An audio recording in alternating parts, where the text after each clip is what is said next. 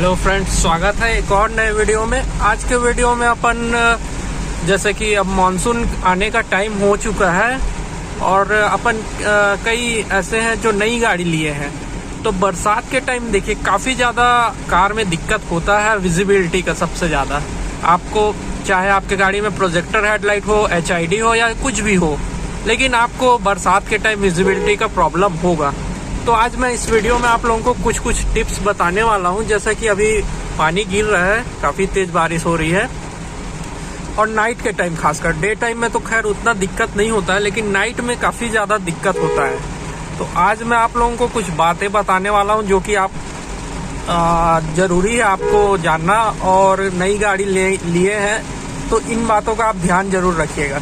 सबसे पहले देखिए, अगर तेज़ बारिश हो रही है और नाइट का टाइम है तो आप अपने गाड़ी का AC ऑन करिए।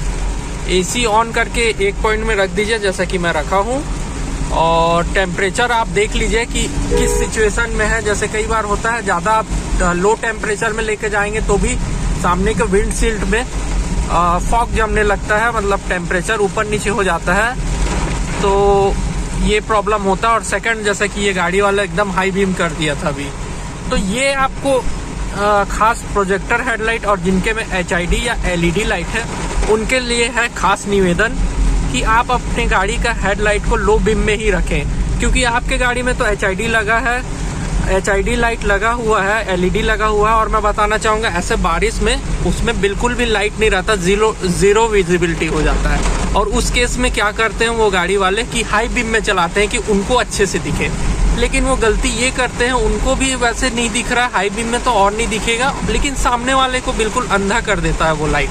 तो हमेशा आप कोशिश करिए, ऐसा पानी गिर रहा है तो हमेशा आप अपनी गाड़ी को लो बीम में चलाइए, जिससे आपको भी दिखे थोड़ा बहुत। और सामने जैसे गाड़ी अभी ये जैसे हाई बीम में आ रहे हैं, मेरे को दिक्कत हो रहा है जैसे कि देखिए, लेकिन उनको समझ नहीं है, अपना फॉग लैम्प हेडलाइट सब ऑन कर चुके हैं। अब जैसे यहाँ पर गाड़ी खड़ा हुआ था, अब मैं उनके चक्कर में मेरा आँख में अगर नहीं दिखता तो ये गाड़ी में मैं जाके क्रैश कर सकता था। तो ये कुछ बात आपको समझना पड़ेगा अगर आप नई गाड़ी ड्राइव कर रहे हैं तो। और कोशिश करिए कि एकदम नॉर्मल स्पीड में चला सकें, जिससे अगर कुछ इमरजेंसी सिचुएशन होता है तो आपको ब्रेक लगाने का टाइम मिले।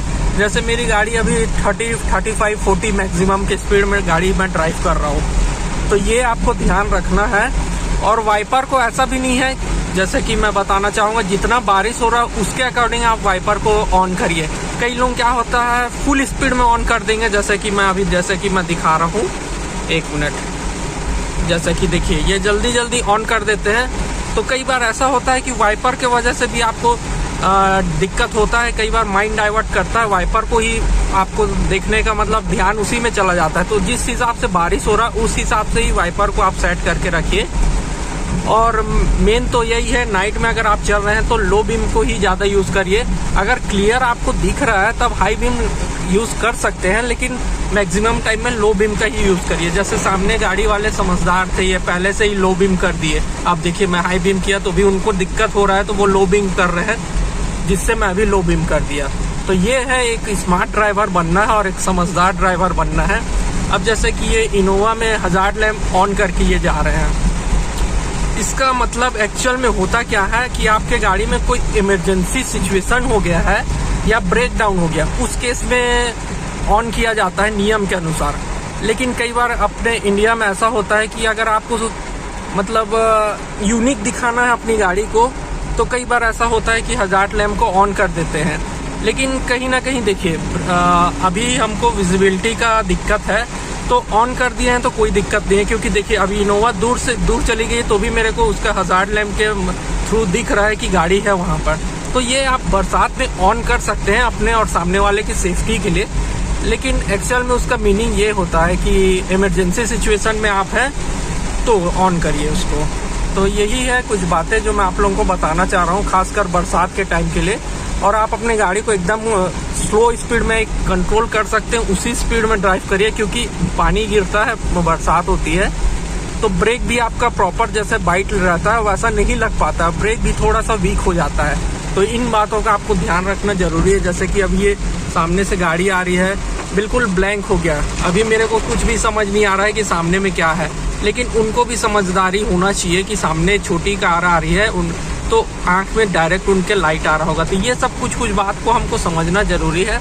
मैं भी फॉलो करता हूँ। देखिए मैं अभी लो बीम में कर दिया हूँ तो मेरे को भी अच्छे से थोड़ा रोड दिख रहा है, लेकिन वहीं पर मैं हाई बीम कर दूंगा तो उतना रोड नहीं दिखेगा, लेकिन सामने वाले को भी दिक्कत होगा उससे। तो ये है, आपको लो बीम का ही यूज़ ज़्यादा करना है, क्योंकि आपको उतना स्पीड चलाने का मतलब ही नहीं बनता है। तो यही है, कुछ बातें को आपको ध्यान रखना है।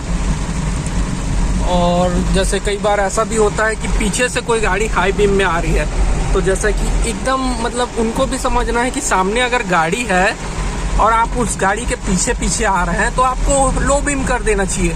कई गाड़ी में ऑटो डिम मिरर नहीं रहता है, तो उसके वजह से भी उनको, जैसे कि अभी मेरे एकदम आंख में ये पीछे से जो गाड़ी आ रहा है वो हाई बीम में चला रहे हैं, जबकि मेरे को दिक्कत हो रहा है। उनको तो मेरा गाड़ी क्लियर दिख रहा होगा, लेकिन मेरे को प्रॉब्लम हो रहा है। तो ये सब भी समझना पड़ेगा कि अगर आप किसी गाड़ी के पीछे हैं तो आप ऑटोमेटिक लो बीम कर दीजिए, क्योंकि उस गाड़ी के जजमेंट से आप भी गाड़ी ड्राइव कर सकते हैं। अभी जैसे कि अब ये पीछे पीछे आ रहे हैं मेरे और एकदम हाई बीम चला रहे हैं, तो जिससे क्या हो रहा है, आउटसाइड रियर व्यू मिरर से भी मेरे आंख में लाइट आ रहा है। तो ये भी समझना होगा कि इस टाइप का कुछ सिचुएशन होता है। अभी जैसा कि बिजली भी काफ़ी कड़क रही है, चमक रही है, तो ये है कि आप सेफ ड्राइव करिए और आराम से चलिए। और बरसात के टाइम जैसे अगर ज़्यादा बारिश हो रही है तो आपको बहुत ज़्यादा दिक्कत हो रहा है, तो गाड़ी रोक दीजिए, वही बेहतर होगा। कहीं अच्छी जगह में गाड़ी को रोक सकते हैं। तो उम्मीद करता हूँ फ्रेंड, ये छोटा सा जानकारी आप लोगों को पसंद आया होगा।